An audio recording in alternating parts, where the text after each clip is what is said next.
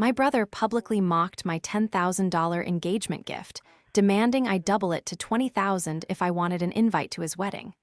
He didn't realize the luxury apartment he lived in wasn't a family inheritance. It was my property, and I was done subsidizing his life. Before we continue today's story, we have an urgent announcement to make. Due to technical issues, we are pivoting towards another channel. Please subscribe to our new channel, Kin and Karma.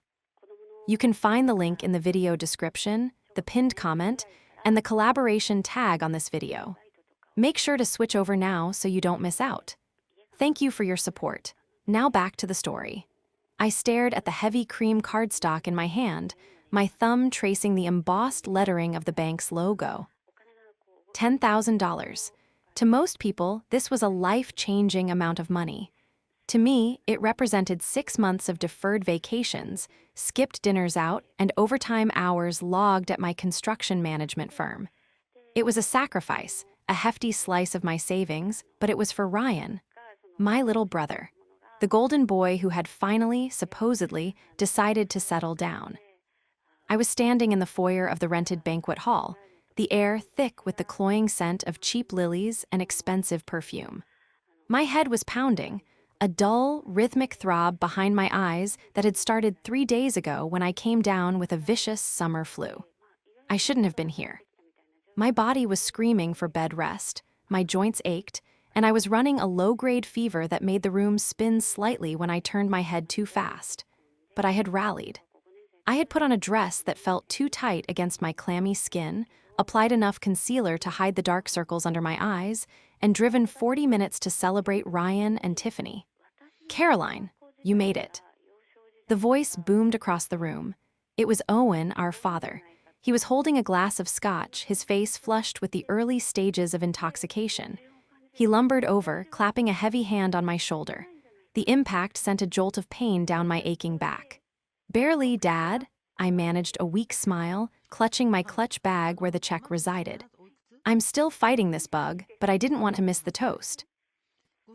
"That's the spirit," Owen beamed, looking past me toward the head table where Ryan and Tiffany were holding court. "Important night. Big night for the family. Ryan's finally growing up, eh?" I followed his gaze. Ryan looked handsome in a tuxedo that I knew for a fact he hadn't paid for. Beside him sat Tiffany, looking every inch the princess she believed she was. She was young, barely 24, with a sharp, angular beauty that was currently contorted into a laugh as she whispered something in Ryan's ear. They looked like royalty, sitting atop a dais of flowers and silk. "I have a surprise for them," I said softly, patting my bag. "To help with the car they want." Owen's eyes lit up. The Range Rover. Good girl, Caroline, good girl. You know how much that image matters to Ryan's business. Ryan's business was a vague venture involving consulting and cryptocurrency that, to my knowledge, had never produced a single tax return, only requests for loans. The music lowered. The DJ tapped the microphone. "Ladies and gentlemen, if we could have your attention for the gift presentation." This was my cue. It was a tradition in our family, tacky, I always thought, but Owen insisted on it to announce major gifts publicly. I made my way to the front, my legs feeling like lead. The room quieted. 100 pairs of eyes fixed on me. I took the microphone. My hand trembled, not from nerves, but from the sheer physical exhaustion of standing upright. "Ryan, Tiffany," I rasped, my voice thick. "I know how much you've been eyeing that new SUV for your new life together. I wanted to help you start on the right foot." I pulled the envelope out, opened it, and handed the check to Ryan. He took it with a grin that didn't quite reach his eyes, scanning the numbers. The room waited. I waited for the hug. I waited for the thank you. Ryan looked at the check, then he looked at Tiffany. Then he looked back at me, his grin twisting into a smirk. He held the check up to the light as if checking for a watermark and then laughed. A sharp, barking sound that echoed in the silent hall. 10 grand. He said into his own microphone. The silence in the room shifted from expectant to uncomfortable. 10 grand, I repeated, confused. "It's for the down payment." Ryan shook his head, chuckling as he draped an arm around Tiffany, who was covering her mouth to hide a giggle. "Caroline, sis, look at this place. Look at Tiffany's ring. Do you really think $10,000 makes a dent in the lifestyle we're building? My face went hot. Ryan, that's a lot of money. It's cute, Tiffany chimed in, her voice high and piercing. It's a cute gesture, Caroline, really, but we were kind of banking on you covering the whole lease for the year. That's closer to, what, babe? 20, Ryan said. He leaned forward, looking down at me from the dais. Tell you what, sis, you're the big shot project manager. You've got the big salary. Why don't you take this back? He flicked the check so it fluttered onto the table in front of him, and write one for 20,000. If you want a seat at the head table, hell, if you want an invite to the wedding at all, you need to step up. We're not doing budget anymore. The room was dead silent. I stood there, fever burning behind my eyes, looking at the check lying on the table like a piece of trash. My own brother was extorting me in front of our entire family. You're serious? I asked, my voice barely a whisper. Dead serious, Ryan said, his eyes cold and hard. 20 grand or don't bother showing up. We need people who support our future, not people who offer pocket change. I looked at Owen. My father was sipping his scotch, looking away, refusing to make eye contact. He was letting this happen. The betrayal hit me harder than the virus ever could. It wasn't just the greed, it was the public humiliation. The absolute certainty that I was nothing more than a wallet to them. I reached out, picked up the check, and slowly tore it in half.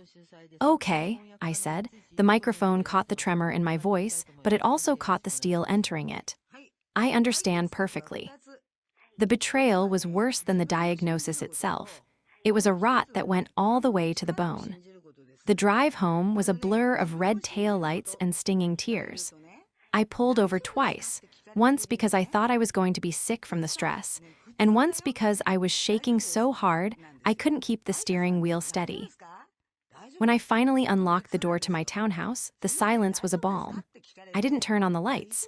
I just dropped my keys on the console table and collapsed onto the sofa, still in my party dress. My phone started buzzing immediately. Buzz, Ryan, buzz, Tiffany, buzz, Owen. I let it vibrate against the coffee table, a relentless, angry insect demanding attention. Finally, I picked it up, squinting against the harsh blue light. Ryan, text, don't be dramatic.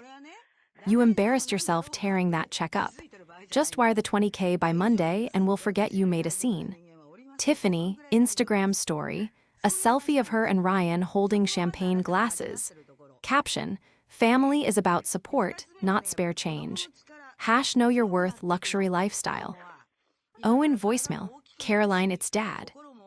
Look, Ryan S. under a lot of pressure. Weddings are stressful. He didn't mean to snap, but you have to understand you embarrassed him. Just pay the difference, honey. You can afford it. Don't ruin the family dynamic over money. Call me. I threw the phone to the other end of the couch. Don't ruin the family dynamic. That was the mantra of my entire life. Since Mom died 10 years ago, I had been the glue. I was the one who organized the holidays. I was the one who paid for Ryan's bail when he got into a bar fight at 22. I was the one who co-signed his student loans, which I ended up paying off because he forgot to make the payments for a year and tanked my credit score. I walked to the kitchen and poured a glass of water, my hands still trembling. I thought about the check. $10,000. I had skipped my own vacation to Italy to save that. I had driven my 7-year-old sedan for another year to save that. I walked down the hallway to my home office. I needed to see it in writing. I needed to remind myself of the reality they were choosing to ignore. I opened the file cabinet, the metal drawer sliding out with a heavy thud. I flipped past my tax returns, past the deed to this townhouse, until I found the blue folder labeled R&T lease agreement. I opened it. There it was, the lease for the penthouse suite at the Skyline Lofts. Ryan loved that apartment. He loved the floor-to-ceiling windows, the concierge, the underground parking for the car he couldn't afford. He told everyone he was renting to own, or that he had gotten a deal through a connection. The connection was me. I had bought that apartment 3 years ago as an investment property. When Ryan had come to me, begging for a place to stay because he had been evicted from his last place, I had let him move in. Just pay the HOA fees and the utilities, I had told him. I'll cover the mortgage. Consider it a way to help you get on your feet. For 3 years, I had paid the mortgage. I had paid the property taxes. I had paid the insurance. Ryan paid the $600 HOA fee, and even that was usually late. I looked at the date on the lease agreement. It was a standard month-to-month agreement we had signed to protect me legally, just in case. But there was a standard clause I put in all my property contracts. Clause 14, termination of tenancy. The landlord reserves the right to terminate this month-to-month agreement with 30 days written notice for any reason or immediately upon violation of property terms. I sat back in my chair, the fever heat in my body suddenly replaced by a cold, calculating clarity. They thought the $20,000 was the leverage. They thought my desire to be a good sister was the chain they could yank. But they had forgotten one crucial thing, I whispered to the empty room. They were so busy counting the money in my pocket, they forgot they were living in my house. The next morning, the fever had broken. I woke up feeling weak, emptied out, but mentally sharper than I had been in years. I made a pot of strong coffee and sat on my patio, watching the sunrise. To understand why last night happened, you have to understand Ryan. Ryan was born when I was 5. He was a colicky baby, a difficult toddler, and a charmingly manipulative teenager. He had a smile that could melt glaciers, and he learned early on that he could use it to get out of anything. Mom and Dad adored him. He was the prince. I was the staff. When I was in college, studying until my eyes burned to maintain my scholarship, Ryan was totaling Dad's car. Dad bought him another one. When I was working 2 jobs to save for my first down payment, Ryan was backpacking through Europe on Mom's credit card. I didn't hate him. I loved him. I wanted him to succeed. I thought that if I just supported him enough, if I gave him enough of a safety net, he would eventually build his own foundation. Then came Tiffany. She appeared 6 months ago, a whirlwind of designer logos and vocal fry. She worked as a brand ambassador, which mostly seemed to involve taking photos of her lattes. She fed Ryan's worst impulses. She convinced him that he deserved the best simply for existing. They were a perfect match. He pretended to be rich, and she pretended to believe him so she could spend the money he didn't have. My phone buzzed again. It was Sunday morning. Ryan, still waiting on that transfer. Don't make me tell Mom's side of the family you're being cheap. The audacity was breathtaking. He was threatening to smear my reputation to our extended relatives. I didn't reply. Instead, I opened my contacts and scrolled until I found Cooper legal. Cooper wasn't just my lawyer, he was my oldest friend. We had survived architecture school together before he pivoted to real estate law. He knew where all the bodies were buried because he had helped me dig the graves, metaphorically speaking. He knew about the loans I'd covered. He knew about the apartment. I hit call. Caroline. His voice was groggy. It's 8:00 a.m. on a Sunday. You better be dying or arrested. Neither, I said, taking a sip of coffee. But I need you to draft an eviction notice. There was a pause, the rustling of sheets. For who? The tenant in the downtown unit. No, I said, for Unit 4B at the Skyline. Cooper went silent. He knew who lived in 4B Caroline. Are you sure? That's nuclear. That's Ryan. He told me last night that if I didn't give him $20,000, I wasn't family, I said, my voice steady. He humiliated me in front of everyone, Cooper. He and Tiffany treated me like an ATM. I warned you about her, Cooper muttered. I told you she was a shark. She's not a shark, I corrected. Sharks are apex predators, she's a parasite, and so is he. Okay, Cooper said, his tone shifting to professional alertness.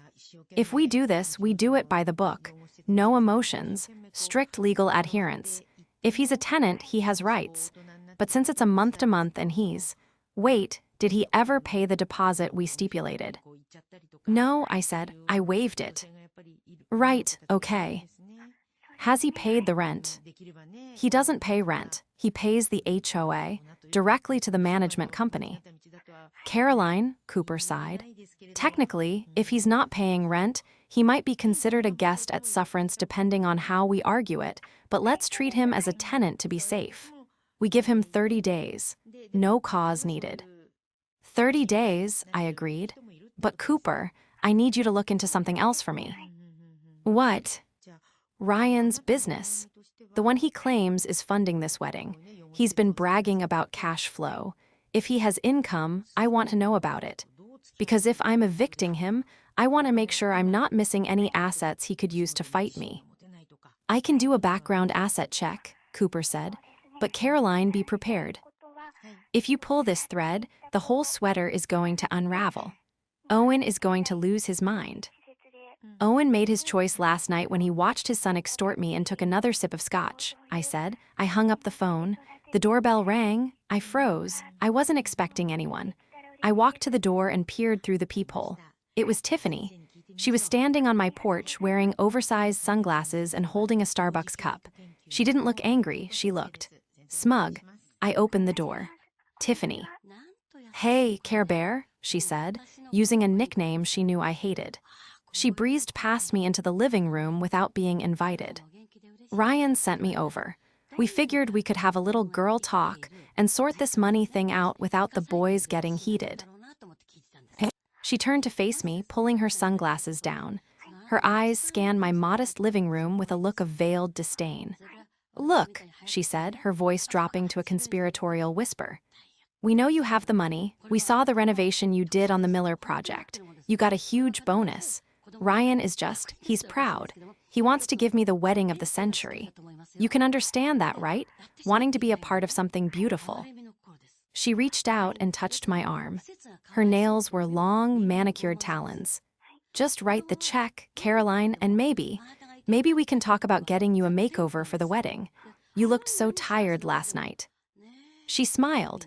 It was the smile of someone who had never heard the word no in her entire life.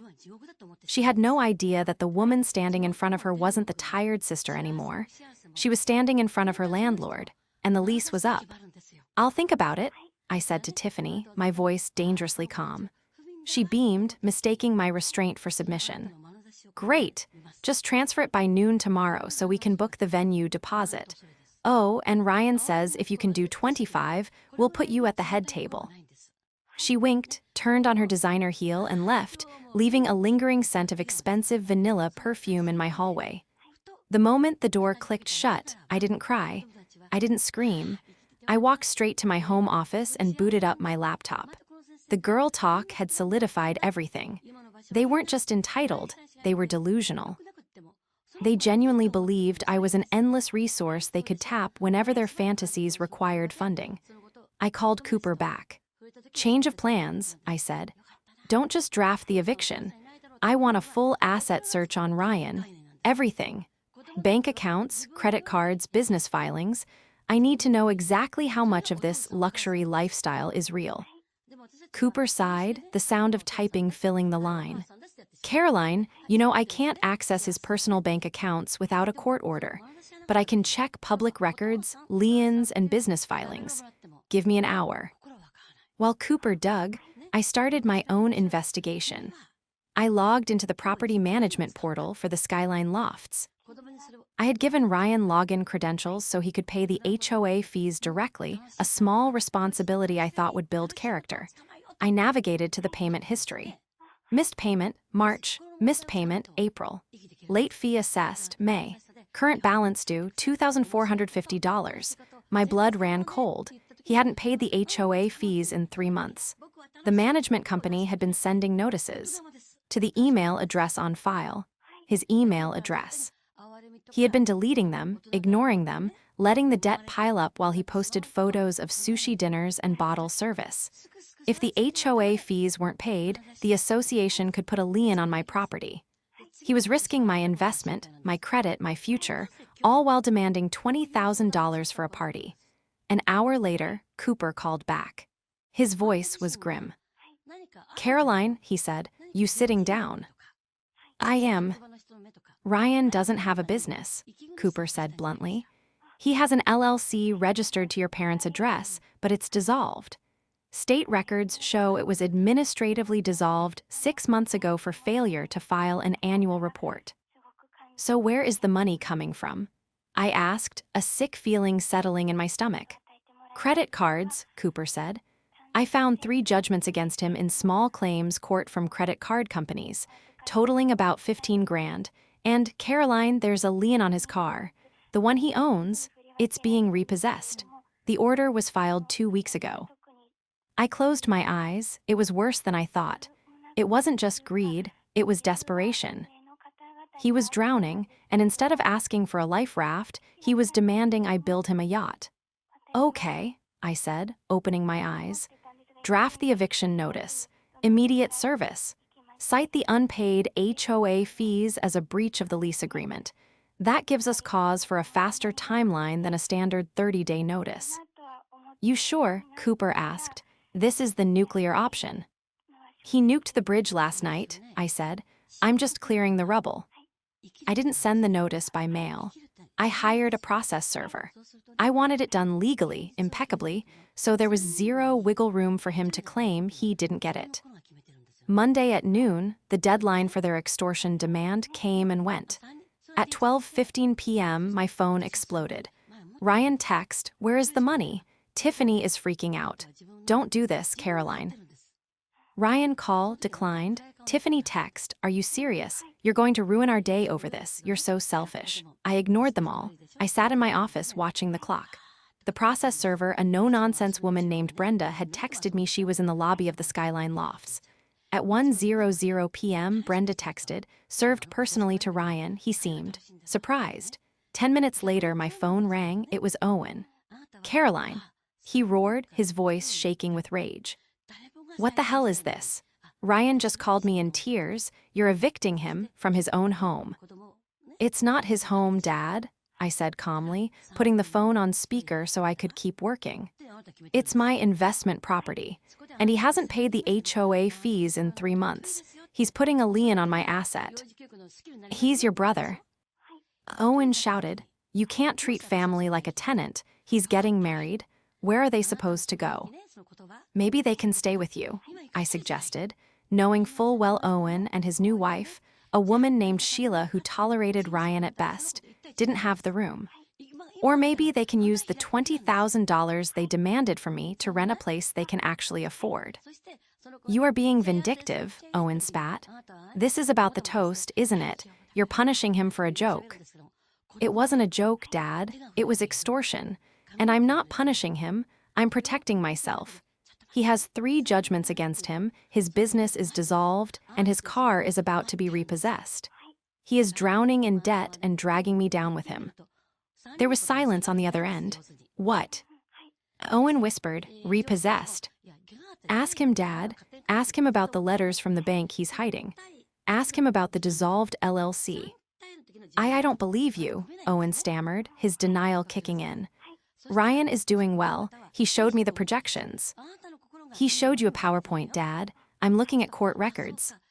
"Fix this, Caroline," Owen said, his voice dropping to a desperate growl. "Withdraw the eviction, pay the fees. We will talk about the money later. But do not make your brother homeless a month before his wedding." "I can't do that," I said. "The breach of contract is filed.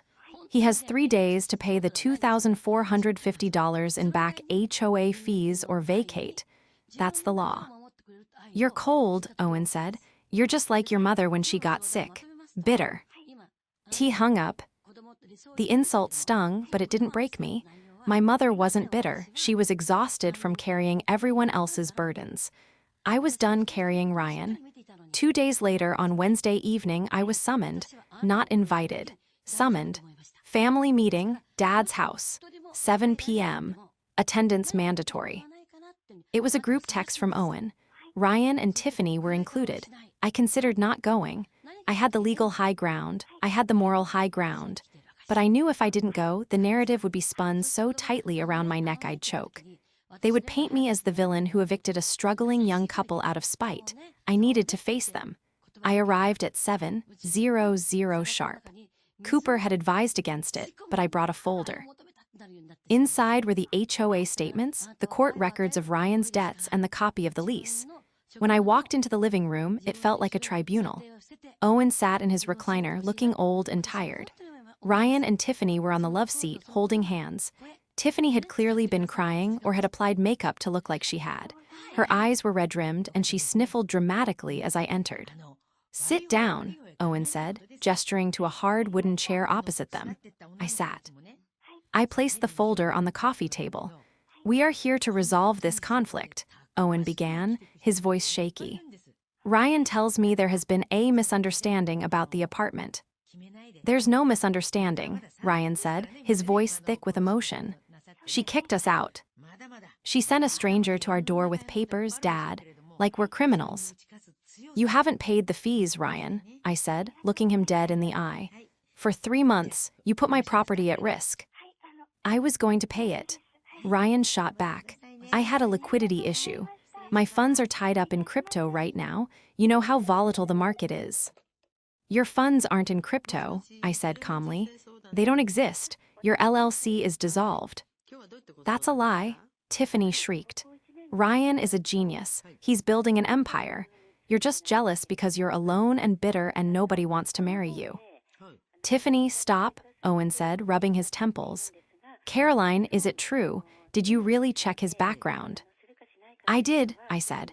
I opened the folder and slid the papers toward Owen. Here are the judgments. Here is the repossession order for the Range Rover. Here are the unpaid HOA notices sent to Ryan's email. Owen looked at the papers. He picked up the one about the repossession. His hand started to shake. Ryan, Owen said, looking at his son, is this true? Is the car?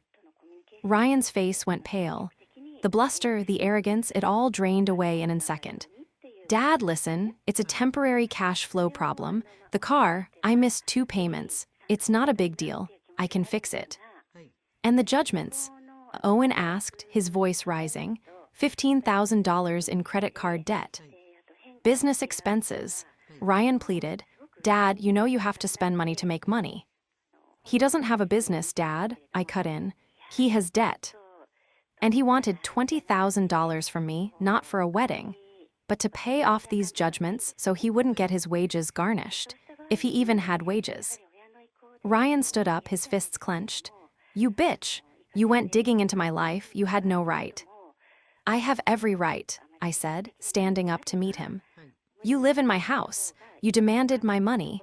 You made your financial problems my problem the moment you tried to extort me. I am not extorting you, Ryan screamed. I am your brother. You're supposed to help me. Helping you is what I did when I gave you an apartment for free, I said, my voice rising for the first time. Helping you is what I did when I offered you $10,000. What you wanted wasn't help. You wanted a bailout for a lifestyle you can't afford, and you wanted to humiliate me while you took it. Tiffany stood up too, grabbing Ryan's arm. Babe, let's go. We don't need this. My dad will pay for the wedding. We don't need her charity. Your dad? I laughed, a short, sharp sound. Tiffany, does your dad know Ryan is unemployed and about to lose his car? Does he know they're being evicted? Tiffany froze. She looked at Ryan. Ryan, you told me the apartment was yours. You said your parents bought it for you. The silence that followed was deafening. Ryan looked at the floor. He lied to you, Tiffany, I said softly. Just like he lied to me, just like he lied to Dad. Tiffany pulled her hand away from Ryan's arm as if he were radioactive. You said. You owned it, she whispered. It's complicated, Tiff, Ryan stammered, reaching for her. It's a trust thing. Caroline is just the trustee. I am the owner, I said clearly. My name is on the deed. My name is on the mortgage. And as of yesterday, the eviction process has started. You have until Saturday to vacate. Owen put his head in his hands. Enough, he groaned. Enough. No, it's not enough, I said, gathering my things. Because I'm not done. Ryan, you have until Saturday. If you aren't out, the sheriff will remove you. And Dad, if you want to bail him out again, go ahead. But do not ask me for a cent. I am done funding this charade. I walked out of the house. The cool evening air hit my face, drying the sweat on my forehead. I felt lighter. The truth was out. The bomb had detonated. And for the first time in my life, I wasn't the one scrambling to pick up the pieces. Friday arrived with a suffocating heaviness. The rehearsal dinner was scheduled for that evening at a posh waterfront restaurant, a venue Ryan had insisted on despite the mounting evidence that he couldn't afford appetizers, let alone a 3-course meal for 50 people. I hadn't spoken to anyone since the confrontation at Dad's. My phone had been blissfully silent, blocked numbers piling up in my voicemail like unread junk mail. But I knew I had to go, not to celebrate, but to finish what I started. I arrived late, deliberately. The sun was setting over the marina, casting long shadows across the white tablecloths and crystal glasses. The guests, Tiffany's family, a few of Ryan's business associates, and our extended relatives were mingling on the patio, unaware of the storm brewing beneath the surface. I walked in, wearing a sharp black dress that felt like armor. Heads turned. Whispers rippled through the crowd. "There she is," I heard Aunt Linda mutter. "The one who cut him off." I ignored them. I walked straight to the bar and ordered a sparkling water with lime. Caroline. It was Tiffany's father, a stern-looking man named Marcus who owned a chain of car dealerships. He approached me with a tight smile. "Good to see you," he said, his eyes scanning the room as if looking for an exit. "We heard rumors about the apartment." "It's not a rumor, Marcus," I said calmly. "It's a legal proceeding." He frowned. "Is it true Ryan doesn't own it?" "He's a tenant," I clarified. "A non-paying one, and as of tomorrow morning, an evicted one." Marcus's face hardened. He looked over at Ryan, who was laughing too loudly near the buffet, a drink in each hand. Tiffany stood beside him, looking pale and distracted. "And the car?" Marcus asked quietly. "He told me he bought it outright. Cash." "It's being repossessed," I said. "Tomorrow." Marcus nodded slowly. "I see." He didn't say anything else. He just walked away, his shoulders stiff. The dinner began. Speeches were made. Toasts were raised. But the tension in the room was palpable. Ryan avoided looking at me. Tiffany stared at her plate. Owen sat at the head table, looking like he had aged 10 years in 3 days. Then it was time for the groom's speech. Ryan stood up, swaying slightly. He grabbed the microphone, his smile brittle. "Thank you all for coming," he slurred. "It means the world to Tiff and me. We're building something amazing here, a dynasty." He laughed, but nobody joined in. "And to my family," he continued, his gaze finally landing on me. "Even the ones who don't believe in me, the ones who think money is more important than blood." The room went silent. "Yeah, you, Caroline," he spat, pointing a finger at me. "You think you're so high and mighty with your little job and your little apartment. But guess what? I don't need you. I don't need your charity. I have Tiff. I have her family. We're going to be huge." He turned to Marcus. "Right, Marcus? We're going to crush it next year with the dealership expansion." Marcus stood up slowly. He didn't take the microphone. He didn't need to. His voice carried across the silent patio. "Ryan," Marcus said, his tone icy, "there will be no expansion." Ryan blinked. "What? But we talked." "We talked about a partnership based on assets," Marcus said. "Assets you claim to have, a penthouse, a portfolio, a paid-off vehicle." He paused, letting the words hang in the air.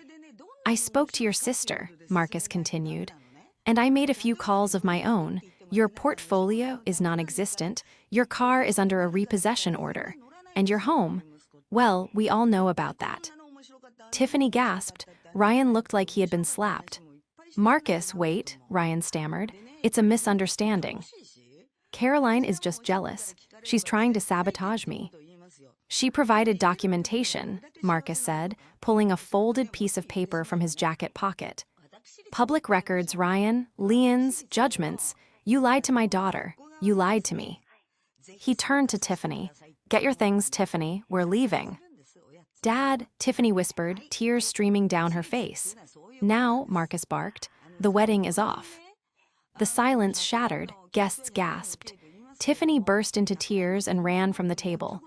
Ryan stood frozen, the microphone dangling from his hand, his mouth open in shock. "You can't do this." Ryan screamed after them. "We have deposits, we have guests.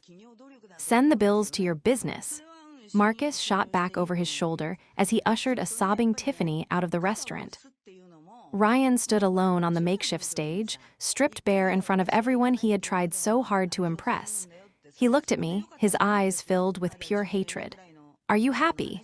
He screamed, "Are you happy now?" I stood up, picked up my purse, and looked him in the eye. "No, Ryan," I said softly. "I'm not happy, I'm just finished." I walked out of the restaurant, leaving him standing in the wreckage of his own lies. The fallout was swift and brutal. The wedding was canceled the next morning. Tiffany blocked Ryan on everything and moved back in with her parents.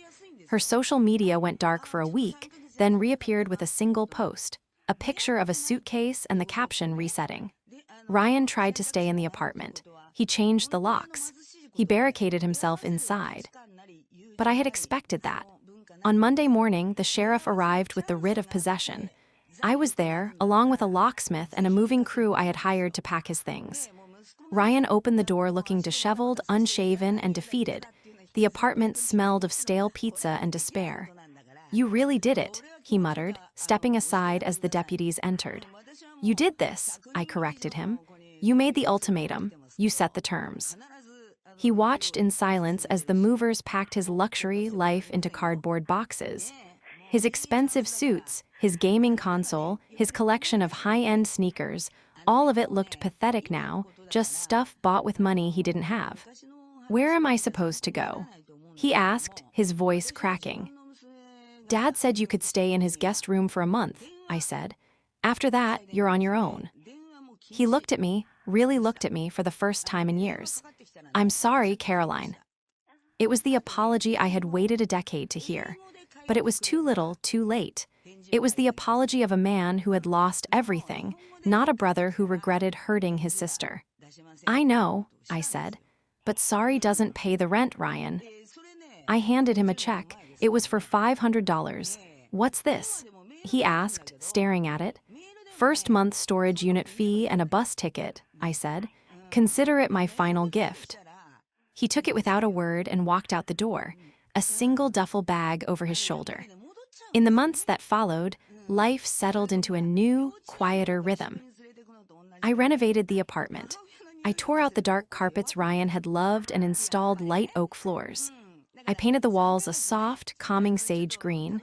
I replaced the bachelor pad furniture with pieces that reflected my taste, modern, elegant, understated. I decided not to sell it. Instead, I moved in. Every morning, I drank my coffee on the balcony, looking out at the city skyline. The view was breathtaking, and the best part, it was mine, all mine. Ryan got a job. A real job, working entry-level sales at a logistics company. He was living in a small studio apartment on the outskirts of town, driving a used Honda Civic. We talked occasionally, brief, polite text messages on birthdays and holidays. The warmth was gone, perhaps forever, but the toxicity was gone too. Owen struggled with the new dynamic at first, trying to guilt me into helping Ryan again, but I held firm. "He needs to learn to stand on his own, Dad," I told him, "and so do you." Eventually, he stopped asking. One evening, 6 months after the failed wedding, I was hosting a small dinner party for my friends. Cooper was there, raising a glass of wine. "To the architect," he toasted, grinning, "who finally designed a life she loves." "To the architect," everyone echoed. I looked around the room, filled with people who genuinely cared about me, people who didn't see me as a bank account or a doormat. I felt a profound sense of peace. I had lost a brother in a way, but I had found myself. And that was a trade I would make again in a heartbeat. The $20,000. It was still in my savings account, growing interest. I was planning a trip to Japan in the spring. Just me, no baggage, no drama, just peace.